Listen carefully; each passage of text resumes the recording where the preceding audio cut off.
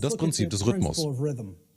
Alles fließt, rein und raus, alles hat Tiden, alles steigt und fällt.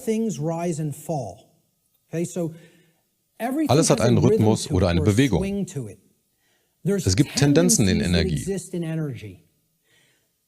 Der Pendelschwung zeigt sich in allem, zu beiden Seiten gleich.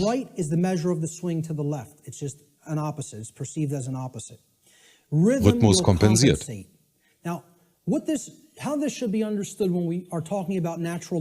Die meisten werden nun meinen, dass man besser mit der Strömung, mit dem Fluss geht.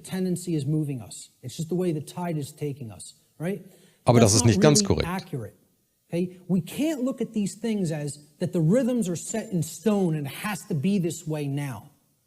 Es kann überwunden werden durch höheres Bewusstsein.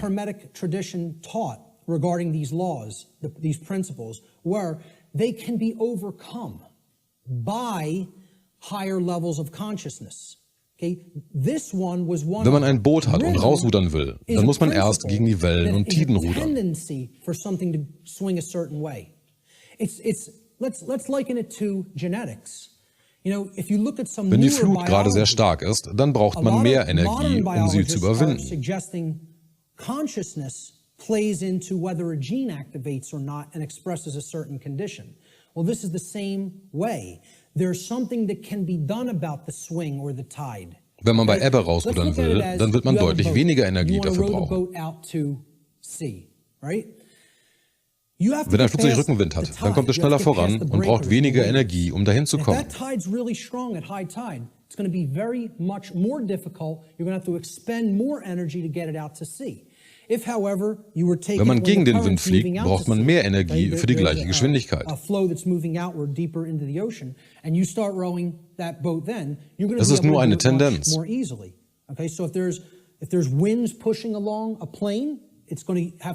Man kann das Ziel trotzdem erreichen, aber man wird mehr Energie investieren müssen. Das heißt nicht, dass man das Ziel nicht erreicht. You can still get to where you want to go. You may just have to exert more effort.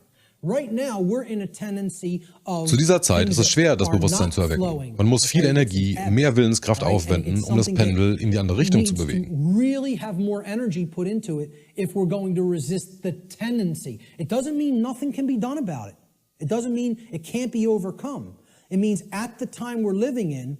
Zu anderen Zeiten bewegt sich das Pendel in die richtige Richtung und es erfordert deutlich weniger Energie, es voranzubewegen. So more will is required at this time to move the consciousness. At other times, the consciousness may be Viele Forscher nennen unsere Zeit das Kali-Yuga.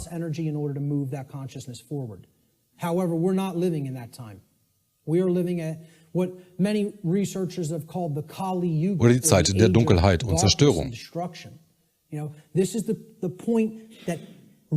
der Punkt, der dem Fluss des Bewusstseins am meisten entgegenwirkt, und es wird eine Menge Energie nötig sein, um die vorhandenen Glaubenssätze zu überwinden, die uns zurückhalten, zu erkennen, wer wir wirklich sind.